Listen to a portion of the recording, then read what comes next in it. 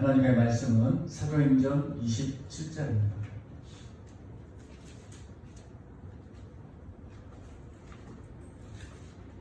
사도행전 27장 12절부터 26절까지는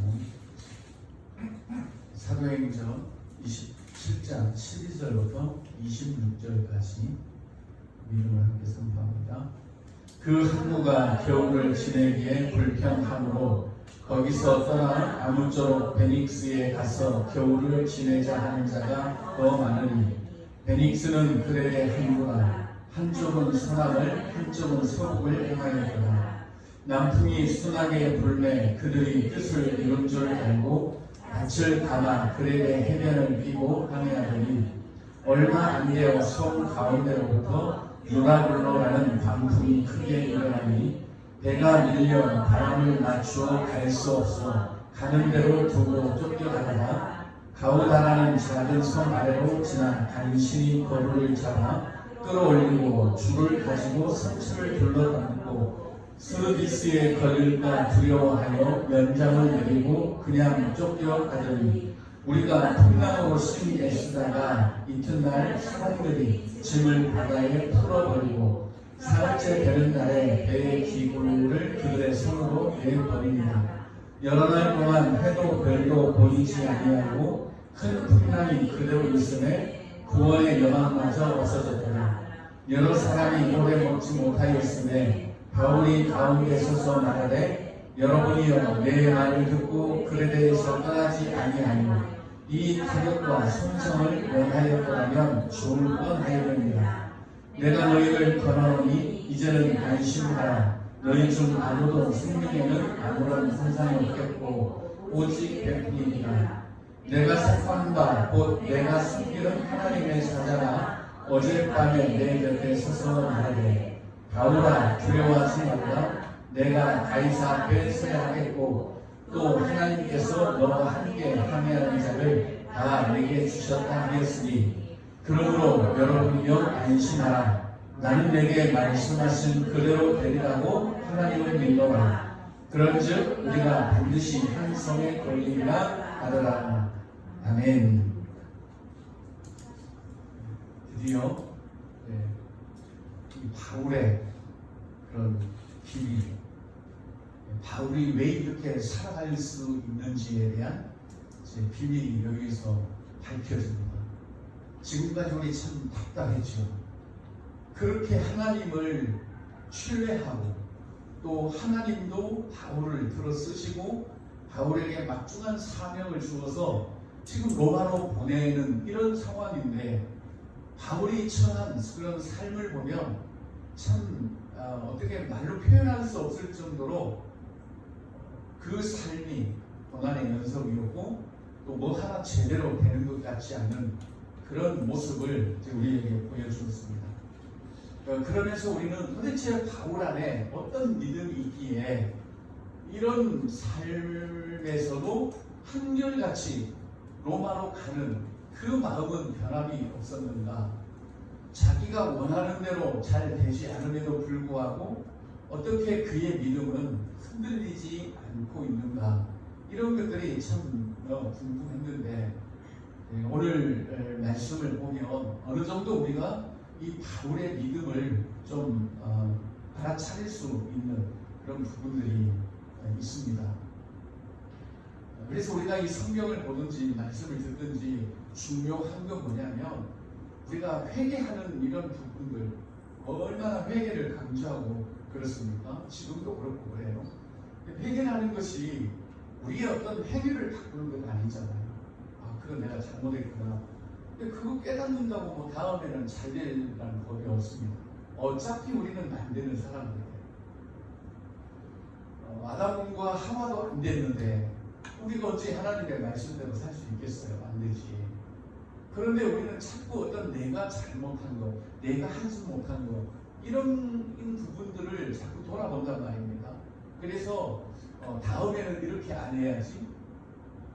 이건 우리가 말씀을 보는 그런 정확한 명확한 눈이 아닙니다. 그래서 성경을 보면 가장 먼저 일어나야 될 게 우리의 어떤 믿음의 그런 표대이고 또 믿음의 기반이에요. 성경은 철저하게 우리의 믿음을 먼저 기초로 세웁니다. 그리고 우리는 그 믿음에 의해서 믿음 생활이 이루어지는 거예요. 그런데 믿음은 가만히 놔두고 이 믿음이 기초가 올바로 되어 있는지 믿음의 출처가 올바른지 이건 별로 상관하지 않고 그냥 우리가 잘못 사는 것, 안 되는 것, 또 못한 것 여기에 관심을. 그러니까 성경을 읽으면 찔리죠. 안 찔리는 사람 없어요. 다 찔립니다. 성경을 읽으면. 우리 찔리라고 성경을 기록한 것 아니죠. 우리의 믿음을 바로 세우기 위해. 왜냐하면 그 믿음이 결국 우리의 삶이고 우리의 생활이고 그 믿음에 따라서 우리가 순종하냐 안 하냐가 결정이 되기 때문에. 그러니 성경을 볼 때 괜히 찔리지 마세요, 여러분. 성경 보고 왜 찔려요? 성경 보고 안 되는 거 있으면 내 믿음이 지금 이게 다르지 않구나. 모든 것은 우리 믿음에서 나오는 거잖아요. 그러면 우리 믿음을 점검해 봐야 돼요. 성경에 모르겠어요. 어느 부분에 있는지는 모르겠지만 이 말씀 읽고 너희들 찔려라. 그런 부분이 제 기억으로는 없는 것 같습니다. 그런데 뭐만 있어요? 이 말씀을 통해서 너희의 믿음을 점검해봐라. 이건 군데군데 이야기를 합니다. 너의 믿음이 제대로 지금 되어 있는지 진단해봐라. 그 이야기는 수시로 하고 있어요. 그렇다면 이 하나님의 말씀은 우리의 어떤 믿음의 기초를 정확하게 세워주고 우리의 믿음의 그 표대를 어디에 두어야 되고 우리의 믿음의 출처가 어디인지를 이 말씀이 제대로 세워주는. 그렇게 우리 믿음이 제대로 될 때 그 믿음에 의해서 우리 삶이 나오는 거예요. 신앙생활이 거기서 나오는 거죠. 우리 신앙생활을 고칠 게 아니라 우리의 신앙을 고쳐요. 순종하려고 순종을 고칠 게 아니라 믿음의 순종이라고 했잖아요. 믿음의 역사이고. 그러면 그 믿음을 우리가 잘못된 믿음을 하나하나 고쳐 가야 되는 게 맞습니다. 엄청난 그런 말씀을 들어도 그 말씀을 듣고 그 초점이 잘못되어 있다면 그냥 우리 가슴 몇 번 치고 그냥 눈물 몇 방울 흘리고 그렇게 끝나버리면 아무것도 뭐 달라지는 거 없어요. 밤새 통곡하고 눈물 쏟고 뭐 회개하고 그래도 달라지는 거 없습니다. 왜요? 그건 우리 본질이 아니기 때문에. 그렇지만 말씀을 우리가 보다가 또 말씀을 듣다가 내 믿음이 지금 포인트가 안 맞았구나. 이걸 우리가 제대로 깨달으면 변화가 일어나기 시작하는 거죠. 그게 중요한 겁니다. 그래서 우리가 사도행전을 계속해서 지금 우리가 말씀을 쭉 묵상을 하고 있잖아요. 근데 한결같이 우리가 지금 놓치지 않고 가는 게 있습니다. 뭐죠? 믿음이죠. 그래서 바울이 로마까지 갔다. 이게 중요한 게 아니라 바울을 밀어주는, 바울을 가게 한 그 믿음이 중요한 거다. 그리고 애초부터 이 사도행전과 누가복음을 기록을 할 때 누가의 목적이 뭐였죠? 이미 우리로 하여금 믿어지게 한 사실들을 기록한다고 했습니다. 왜 그래요? 이미 믿어지게 했던 우리의 믿음을 유발했고 우리의 믿음을 발생시켰던 이 일들을 적어 보내는 겁니다. 왜요? 동일하게 이 성경을 읽는 너희들에게도 우리와 같은 믿어지게 하는 역사가 일어나기를 바라는 마음이죠. 근데 여기서 우리가 엉뚱한 것을 보면 안 되는 거예요. 물론 뭐 성령의 역사 다 중요해요. 그렇지만 오순절 성령이 임하는 사건도 결국은 믿음 사건이에요. 성령의 그런 강림 사건이 아니라 믿음 사건으로 우리가 봐야 되는 거죠. 왜죠? 진짜 믿음은 뭐죠? 그분이 우리 안에 들어오시는 거잖아요. 영접하는 거잖아요. 그리고 오순절 성령 강림 사건은 그 사건을 통해서 막 방언하고 표적이 일어나고 그게 중요한 게 아니라 완전한 그런 믿음이 그때부터 사실은 시작이 되는 거죠. 그리고 그 믿음이 어떻게 역사해가고 그 믿음이 어떻게 초대교회를 세우고 그 믿음이 어떻게 예루살렘과 온 유대와 사마리아와 땅끝까지 이르러 예수의 증인이 되게 하는가, 여기에 초점이 있고, 그래서 우리는 사도행전을 그냥 믿음 행전이나 믿음이 이끌어가는 그런 행전이라고 우리가 보는 거죠. 왜냐하면 우리가 아는 것처럼 성령의 역사는 믿음이 없는데 역사가 없죠. 정확한 믿음을 가지고 있을 때 그런 성령의 역사도 있는 거예요.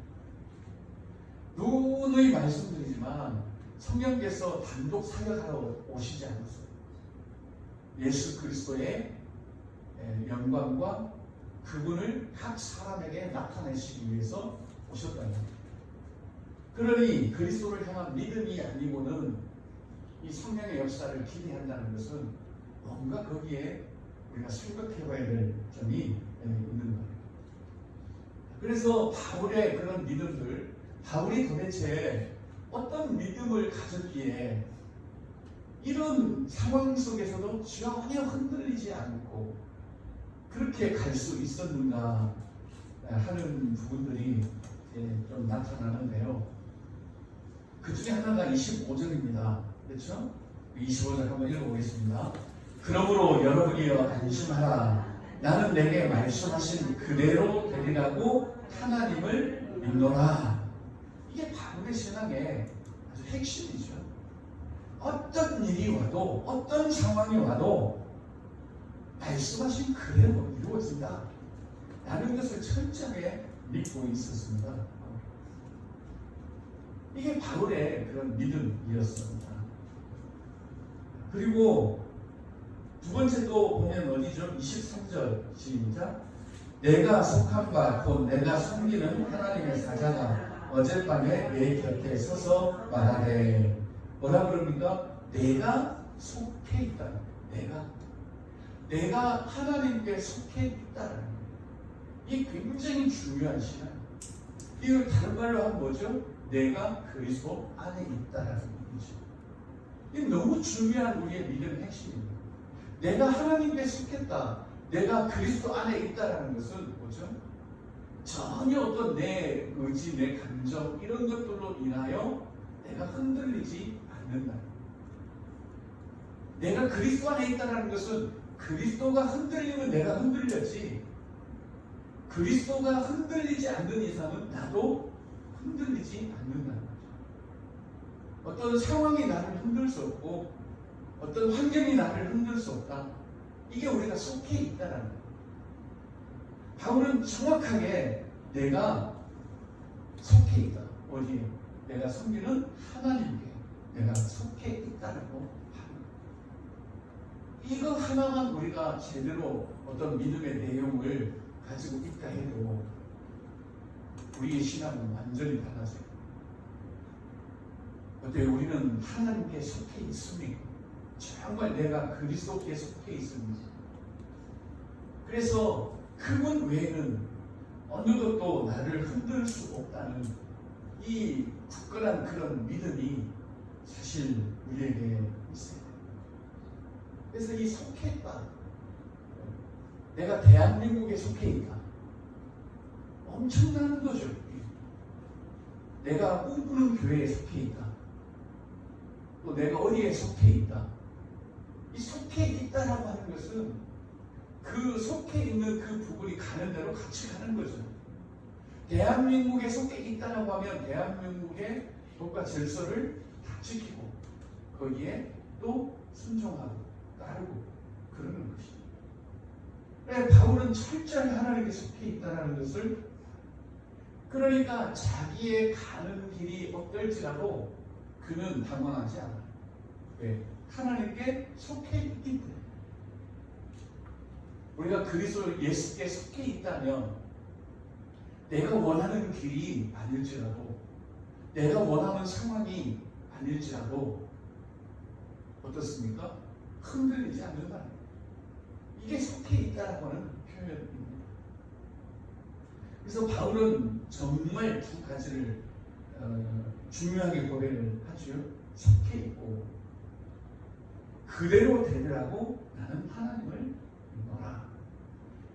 그대로 된다는 것을 믿는 것이 아니고 그대로 되게 하시는 하나님을 믿는다. 왜냐하면 그대로 되는 것을 믿는 것은 그건 아니죠. 왜냐하면 믿음이라는 것은 인격과 인격에게 적용되어야 돼요.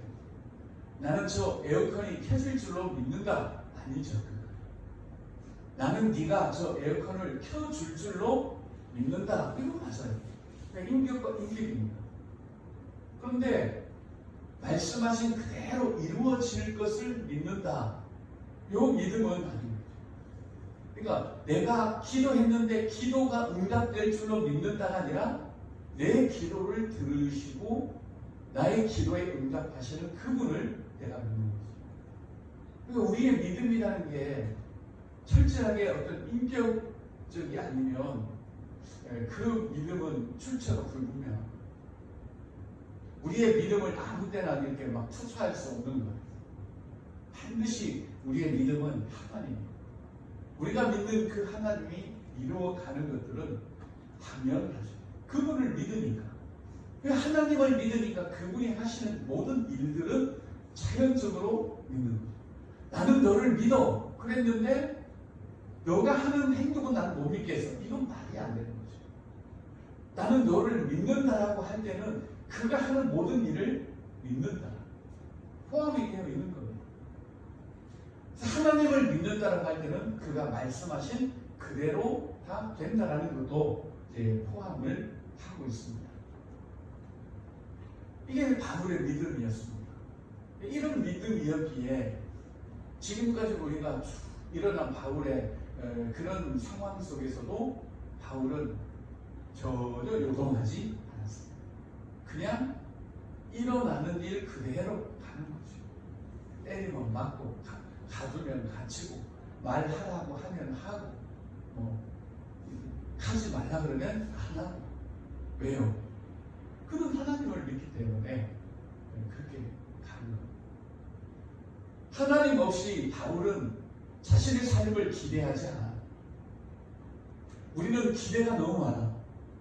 하나님 없는 기대들이 너무 많아요. 그래서 걱정하고 염려하고 또 실망도 하고 좌절도 하고 그렇습니다. 그런데 바울은 하나님 없는 그런 일들은 기대하지 않아. 그냥 일어나는 일들 그냥 그렇게 살아.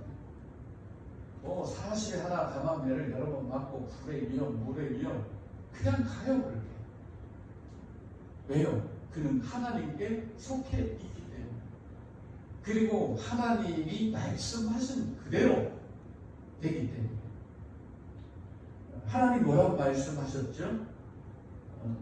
24절입니다. 시작. 바울아 두려워하지 말라. 네가 가이사 앞에 서야 하겠고 또 하나님께서 너와 함께 항해하는 자를 내게 주셨다 하였으니. 유일하게 지금 하나는 뭐죠? 너 가이사 앞에 서는 거야. 성경은 항상 이런 식이라고 그랬죠. 그러니까 모세가 갔다가 죽으려고 그랬잖아. 하나님 나보고 이 백성들을 이끌어내라 그러는데 도대체 뭘 어떻게 하라고. 그때 하나님 대답 뭐라 그랬죠? 너희 시내산에서 나한테 제사할 거예요. 그거 하나예요. 하나님은 이래요. 바울에게도 너 가이사 앞에 서야 돼. 이거 하나예요. 바울이 뭐 어디 터지든 뭐 감옥에 갇히든 이거는 없어요. 이걸 우리가 이해를 해야 되는 겁니다. 하나님은 바울에게 딱 한 가지 약속합니다. 너 가이사 앞에 설 거야. 그리고 예루살렘에서 증언한 것처럼 그 로마에서도 나에 대해서 증언할 거야. 이거 하나예요. 하나님이 뭐 이렇게 세세하게 또 이렇게 갈 때 감옥에 가서 내가 끄집어 내줄 거고 누가 때리면 내가 막아줄 거고 이렇게 안 하신다는 거야. 너 가이사 앞에 분명히 서. 그런데 가는 길은 몰라. 가는 길은 뭐 어떤 일이 일어나든지 그건 사실 상관하지 않는다는 거죠. 이스라엘 백성들을 출애굽시켰는데 어떻습니까? 뒤에서는 막 군대가 쫓아오고 앞에는 또 가로막혀 있고 그렇잖아요. 아예 애초에 처음부터 그냥 안전한 길로 인도해 주시지. 그러니까 우리가 성경을 너무 오해하는 거예요. 우리가 살아갈 때 성경을 너무 오해해. 우리가 우리 신앙생활을 너무 오해해. 오해가 많아요. 하나님은 세세하게 우리 삶을 이렇게 간섭해 준다고 생각을 하니까 하루 중에도 어떤 일어나는 일들에 대해서 우리는 불만이 많고 그래요. 근데 그냥 하루 살라는 거지. 가다가 어디 부딪혔다 그러면 내가 하나님께 기도를 안 해서 그랬나? 오늘 아침에 새벽 예배를 안 해서 내가 부딪혔나?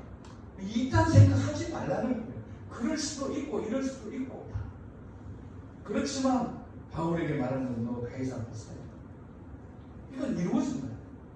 우리가 하나님 앞에 서는 것, 그렇죠? 하나님 나라에 온전하게 들어가는 것, 하나님이 다 약속하셨어요. 예수 그리스도께서 우리를 흠없이 보존해서 하나님 나라에 안착시키겠다고 이미 다 약속을 하셨어요. 그런데 가는 길에는 보십시오. 이렇게 하셨는데도 불구하고 가다가 배가 파손이 되고 독사에 물리고 이게 헤엄쳐가고 그러잖아요. 이걸 우리가 어떻게 이해를 하겠어요? 우리 신앙이 너무 그냥 안전하게만 가려고 하는 거예요. 근데 하나님은 그냥 편대만 딱 정해줘요. 굴러가든지 기어가든지 엎어져가든지 그건 상관할 바 아닙니다. 우리가 게으르면 굴러갈 거고 부지런한 사람은 뛰어갈 거고. 근데 어쨌든 목표 지점까지는 가는 거예요. 우리가 영적으로 신앙적으로 좀 게으르면 또 가는 길이 또 안 좋을 수도 있고, 바울처럼 이렇게 분명한 믿음을 가지고 가면 어떤 상황이 와도 흔들림 없이 갈 수도 있고, 이런 믿음 없이 가면 불평하고 불만하고 그냥 남 탓하고 그렇게 갈 수밖에 없는 겁니다. 그래서 하나님의 그 인도를 우리가 잘 알아야 됩니다. 계속해서 이 말씀을 여러분과 함께 나누고 있습니다. 시편 23편만 봐도 푸른 초장만 있는 다리, 사막 음침한 골짜기도 가고 원수의 목전도 우리가 머물 수 있고 그런 거랍니다. 그래서 우리가 가는 길을 꽃길만 걸으려고 하면 우리 신앙은 뭔가 오해하고 있는 거예요. 분명한 건 우리가 이 하나님께 속해 있고 우리가 그리스도 안에 있고 그리스도 내 안에 있고 이 분명한 믿음, 이거면 우리가 어떤 길을 가도 갈 수 있지 않겠습니까?